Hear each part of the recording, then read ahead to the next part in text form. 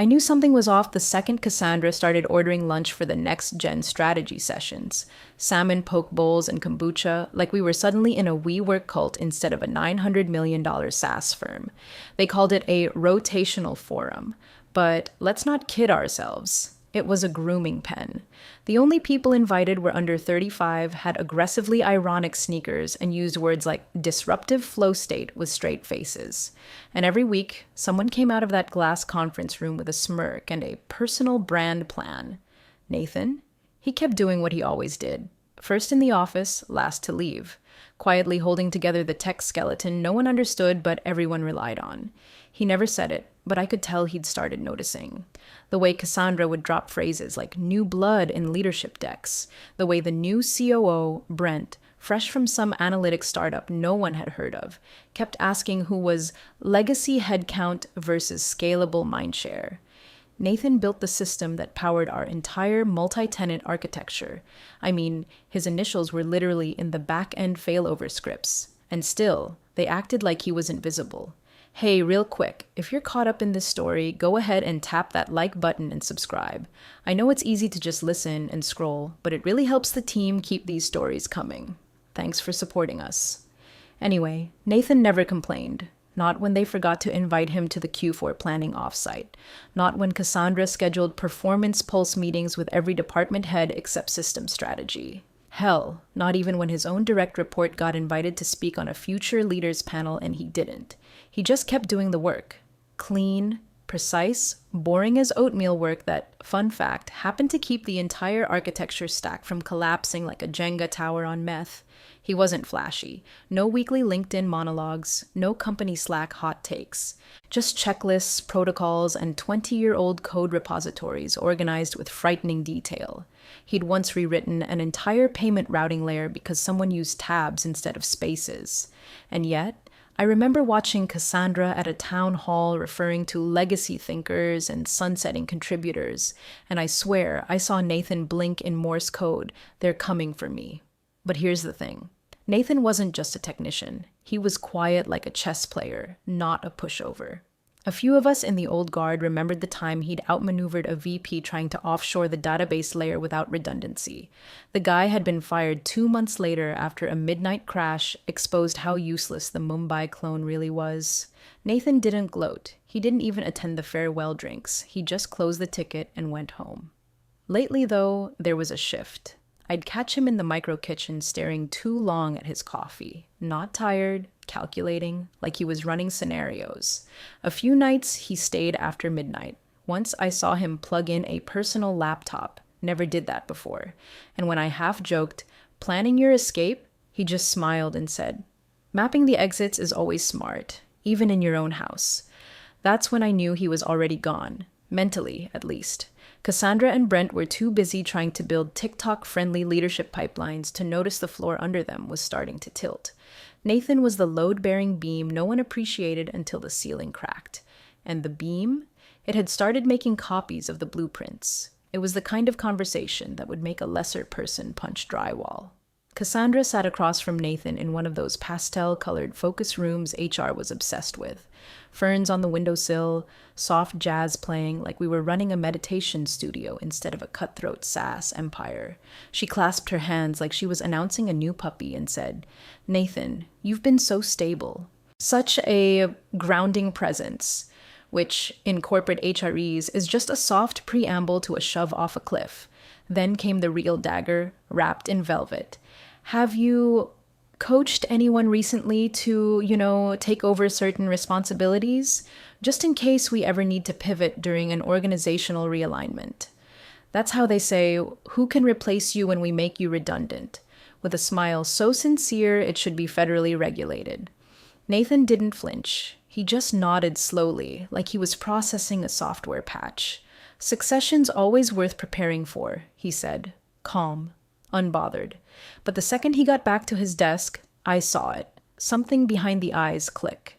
He opened his drawer, pulled out an ancient moleskin, and flipped to a page bookmarked with a single red post-it. Then came the typing. Precise. Focused. Like he wasn't documenting, he was remembering. That night, the Slack status stayed green until 1:47 a.m. Next morning, there it was. A calendar invite from HR. HR planning discussion. No details. Just a smiley emoji in the notes, like this was a bachelorette brunch and not the opening shot of a corporate execution. The next day, I caught him in the server closet, not working, thinking, holding a USB drive the way some people hold prayer beads. I leaned in and whispered, "They coming for you?" He didn't look up, just said, "Depends if they remember what they signed in July of 23. I didn't know what he meant until 2 days later. He pulled up a PDF buried deep in the internal archives.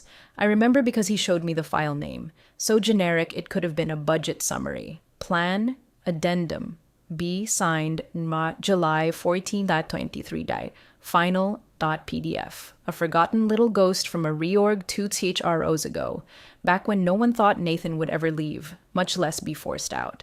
Turns out, Nathan wasn't just diligent, he was paranoid in the most beautiful way. That document? It was a succession and retention framework drafted during the last major merger, when legal needed airtight continuity assurances for key personnel.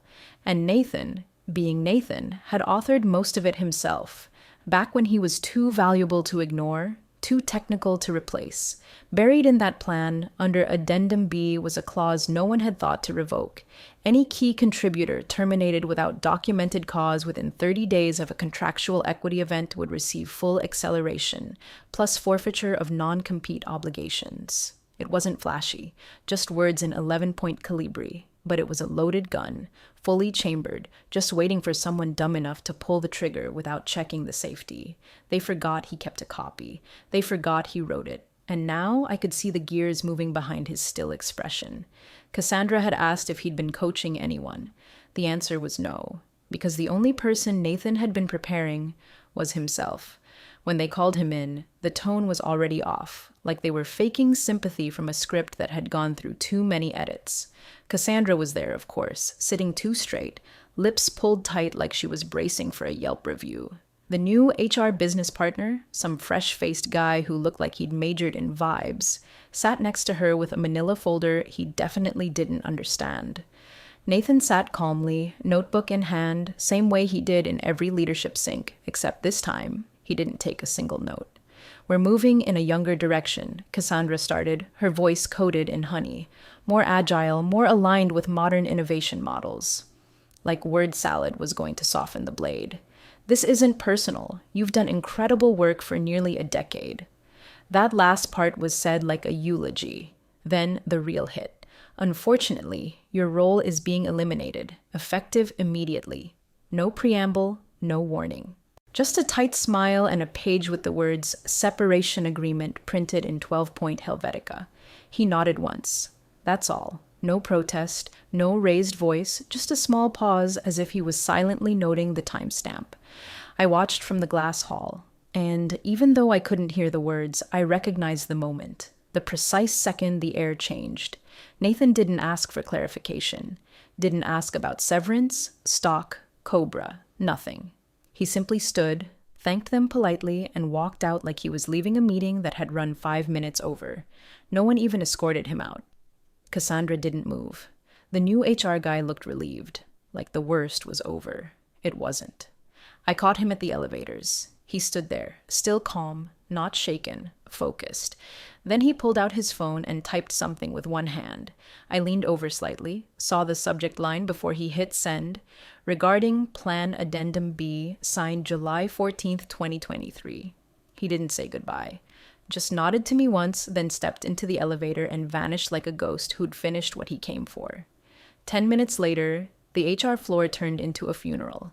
The door to legal's office slammed. I saw Cassandra pacing in 3-inch heels she couldn't walk in. The HR guy kept refreshing his inbox like it owed him an apology. A director walked out of a conference call mid-sentence. And me? I just sat down at my desk and opened our internal document repository. I searched for Addendum B. It took 6 clicks. The document loaded slow, like it knew what it was holding. Paragraph 4.3, subsection D.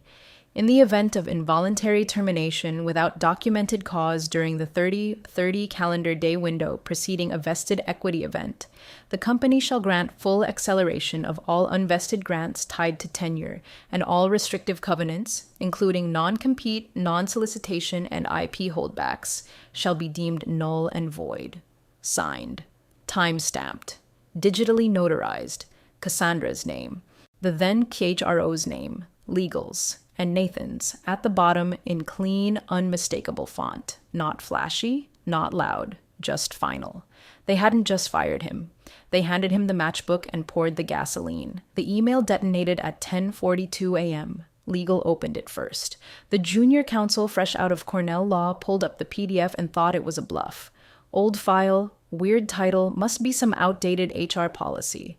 She forwarded it to Aaron Kim, the actual director of corporate legal, with the world's most ironic subject line, "Can you confirm this is nothing?" Aaron opened it, read the clause twice, then 3 times. No coffee sip, no email reply, just stood up and walked straight to the CHRO's office. What followed was chaos. Corporate, contained, but chaos. Closed doors, Slack DMs flying like shrapnel. Legal's glass walls were suddenly wallpapered with bodies leaning in and whispering. Cassandra's name came up again and again.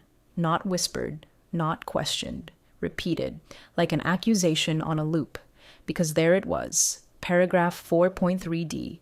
Clear as day in Addendum B, language Nathan himself had co-authored during the merger freeze when everything was fragile and retention was king. If any key contributor is terminated without formal cause documentation within 30 calendar days of a scheduled equity milestone, full acceleration of remaining equity grants shall be executed immediately, with all pending severance converted to equity disbursement. All previously agreed non-compete and restrictive clauses shall be rendered void, effective upon termination execution. That's legalese for, you fire him like that, he walks with everything, and he's free to build a missile factory next door. Worse? It was signed, digitally stamped with Cassandra's full credentials, back when she was still trying to prove she could partner across technical lanes. The document had been filed with board minutes, time-stamped, backed up, immutable, and no one in HR remembered it. Because HR doesn't read contracts. They skim summaries from the last KHRO's SharePoint. They run playbooks, not protocols. And this one? This clause was buried inside a merger retention appendix no one had touched since pre-COVID. Cassandra stormed into legal's wing 20 minutes later with a red face and a lukewarm excuse. I thought that plan was symbolic. Optics for the board. Aaron didn't say a word. Just slid the PDF across the table like it was a death certificate. Symbolic? She finally asked. You co-signed a weapon and forgot it existed.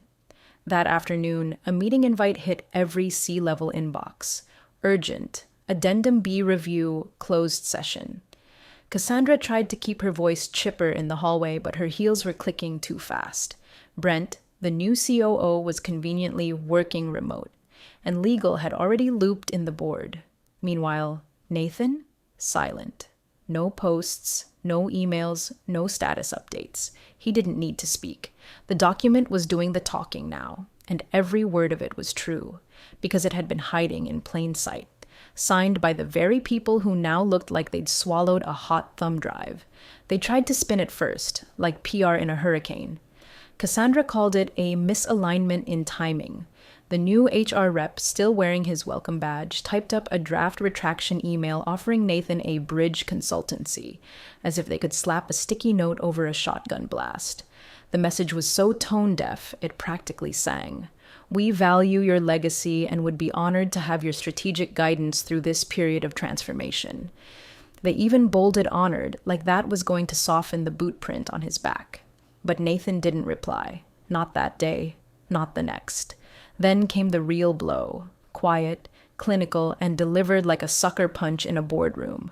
One of the finance analysts, just doing her usual filings check, stumbled across it. A business registration from a state 3 hours and 2 tax shelters away. Ross Systems LLC, filed 4 days prior to his termination, registered to a P.O. box outside Raleigh, North Carolina. Industry listed, Distributed Systems and Modernization Consulting. Under personnel, it listed only one name, Nathan Ross. One signature, one silent middle finger. That was when legal broke containment. The CHRO called a full legal triage. Compliance dug up Nathan's employment contract like it was a cold case. Two of their internal counsels didn't even finish lunch. They were halfway through trying to reverse the termination when Aaron, the director of corporate legal, spotted it. Addendum C, most people didn't know it existed. A footnote clause tacked onto the succession plan Nathan had authored himself, titled plainly, Remedies and Restrictions Contingent on Cause-Based Termination. Translation: if Nathan was fired with cause, then standard restrictions applied. No competing, no poaching, no IP reuse. But if his termination was without cause and under duress of scheduled equity expiration, his words, verbatim, then the non-compete was null. The IP holdbacks, released. The garden leave, waived. He could walk out of the building and build a better version of their platform the next day. And legally, they'd signed every inch of that runway for him.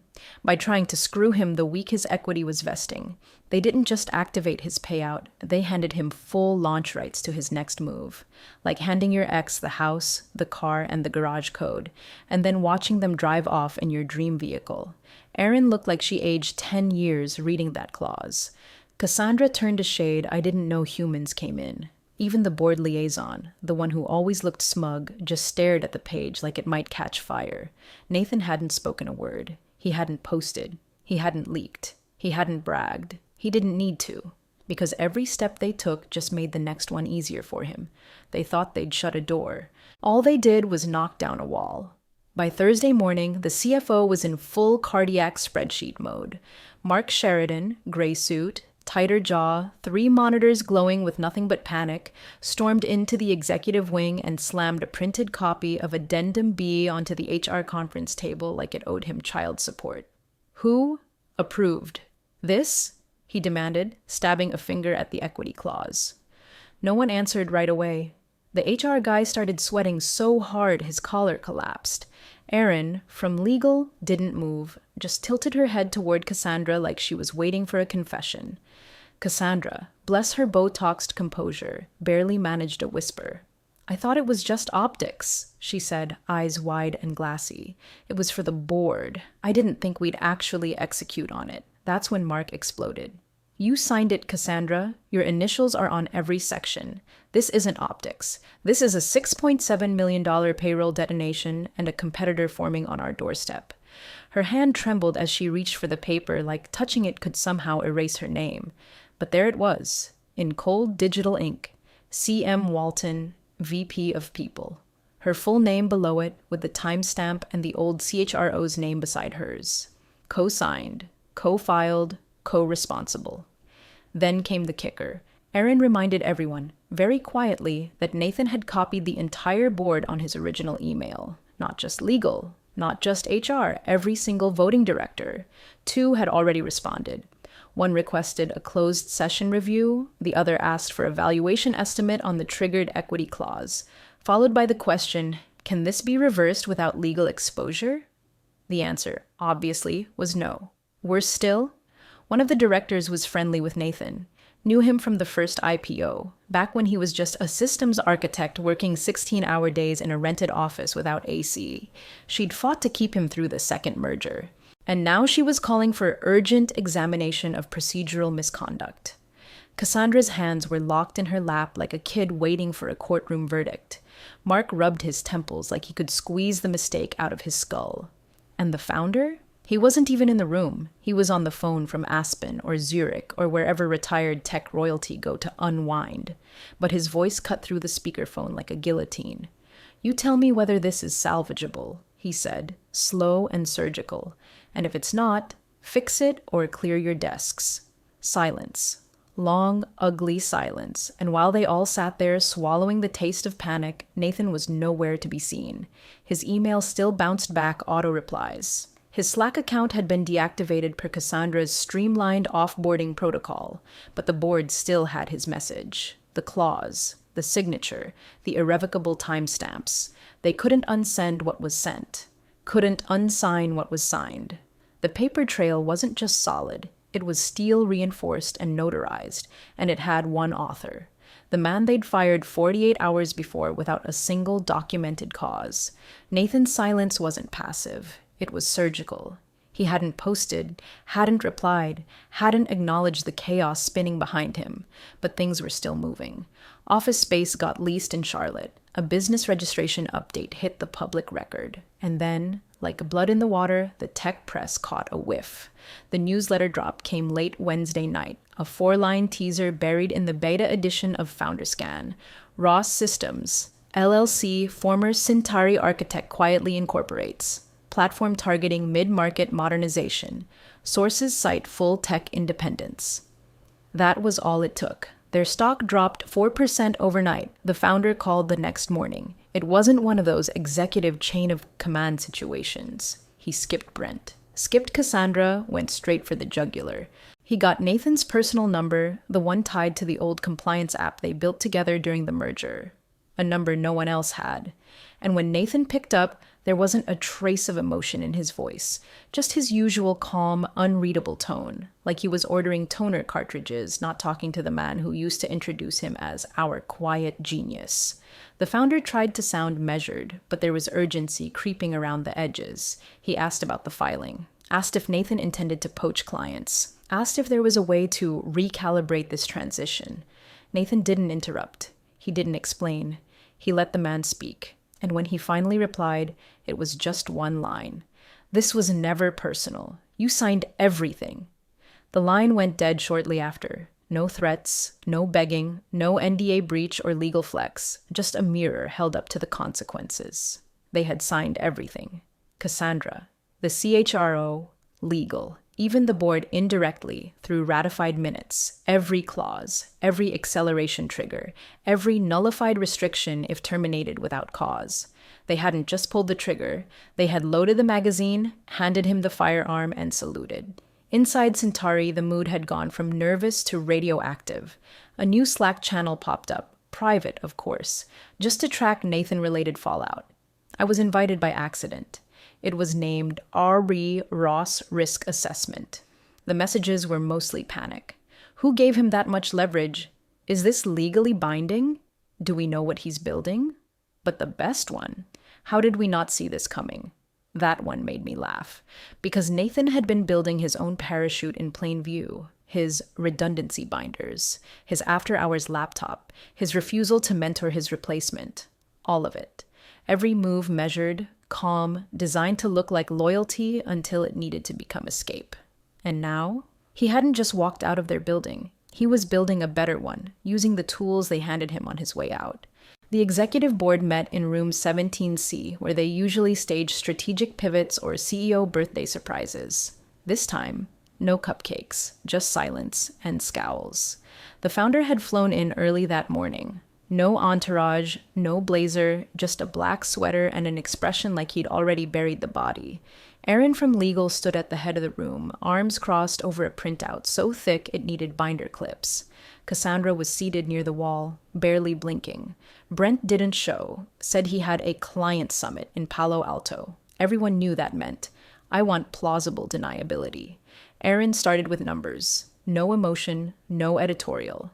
Effective as of last Friday, she said, Nathan Ross was terminated without cause documentation within 30 calendar days of a major equity vesting milestone. The result is full equity acceleration. As of 9 a.m. today, the company is obligated to issue a conversion in the amount of $6.7 million post-tax adjusted. The payout has already been triggered per the board's own ratified documentation. We cannot unwind it. She didn't pause for reaction. She clicked to the next slide, a screenshot of the document. Timestamps. Digital signature audit trail, every name that mattered, Cassandra's, the CHRO's, legal's own prior lead, all right there, locked into the file. Then she dropped the other shoe. If we attempt to delay, withhold, or renegotiate, she said, we activate Clause 6.1e, which renders all client conflict restrictions void. He can compete. Today. A quiet director, the one from Venture West Capital, leaned forward. So, if we push back, he's free to poach our clients? Aaron nodded. The founder closed his eyes. Another director spoke, this time softly. This isn't a hack. It's a signed process document. We executed this, and we buried it. Then came the ask. Cassandra, the founder said, eyes still shut. We'll need a few minutes with just board and counsel. She stood too quickly. Her chair skidded on the carpet, an awkward squeal in the silence. She didn't argue, didn't ask why, just grabbed her notes like they might still save her and walked out. The door shut behind her with the soft thump of finality. No shouting, no finger pointing, just a vote. It didn't take long. By 3:20 p.m., an email went out to staff. Subject: Leadership Transition. Body: Effective immediately, Cassandra Walton has chosen to step away from her role as Vice President of People for the personal reasons. We thank her for her service and wish her all the best in future endeavors. No explanation, no tribute post, just a neatly buried line sent company-wide. No one liked it. Everyone understood it. Inside her office, someone boxed her framed quote poster, "Lead with Vision." I saw the intern toss it into the cardboard like it was recycling. Meanwhile, Nathan's name trended in 2 niche forums. People were asking what Ross Systems would offer, what his platform would look like, whether it'd be cloud native or containerized. But back at Centauri, they weren't talking about what he might do. They were counting down how soon he'd be allowed to do it. It went live on a Monday morning with no hashtags, no press release, no flashy launch video. Just a clean profile update on LinkedIn. Nathan Ross. Title: Founding Architect, Ross Systems banner, helping legacy firms modernize without sacrificing integrity. That was it. One sentence, one quiet declaration that landed louder than any keynote. I saw it while sipping my second coffee, still pretending the corporate town hall invite in my inbox wasn't mandatory. My heart kicked. Not because it was surprising, but because it was so him. No gloating, no victory lap, just a precise, quiet needle threaded through the center of a storm. The ripple was instant. By noon, the system strategy team chat lit up. 4 people had already messaged him congrats on personal phones. 2 more had calendar blocks labeled Coffee with NR on their work outlooks. One guy I barely knew from the old infrastructure sync turned to me and said, "If he starts hiring, I'm gone." No hesitation. And it wasn't just internal. Whispers began in client accounts. Has anyone else heard Ross is consulting now? Didn't he build your back-end failover system? Think he'd take a call. Quietly. By Wednesday, 2 mid-size contracts were flagged as at risk. A cloud migration request went mysteriously cold. One of our biggest vendors delayed signing a new SLA with a vague comment about reassessing strategic alignment. Meanwhile, Cassandra's old team was absorbed under something called People Ops Transformation Initiative, which is corporate for, "We don't know what to do with this mess, so we'll rename it and pray." An internal audit launched. Quiet, but thorough. They said it was a Q4 compliance sweep, but we all knew what it really was. A post-mortem with no body but a lot of blood. One director ordered a systems architecture review to assess leak exposure. Another wanted to model potential partners' attrition. That's what they were calling Nathan now, a potential partner. But Nathan? He was already gone. Physically, mentally, operationally. I heard from a friend who freelanced in Charlotte that Ross Systems had already leased an office space above a quiet, nondescript coffee shop. No sign, no buzz, just a name on the tenant registry. He was bringing in 2 old engineers, 1 designer, and 1 wild card from another industry. And most of all, he was building again. Not pivoting, not rebranding, building, code. Clean, scalable, sharp-edged code that didn't need 20 meetings and a slide deck to justify its existence. That was the difference. At Centauri, we were still holding emergency syncs to figure out how we'd retain system loyalty in the wake of narrative disruption. Nathan? He was writing the next architecture from scratch, with a clause-proof keyboard and a full equity payout in his rear view. He didn't torch the place, he just made it obsolete.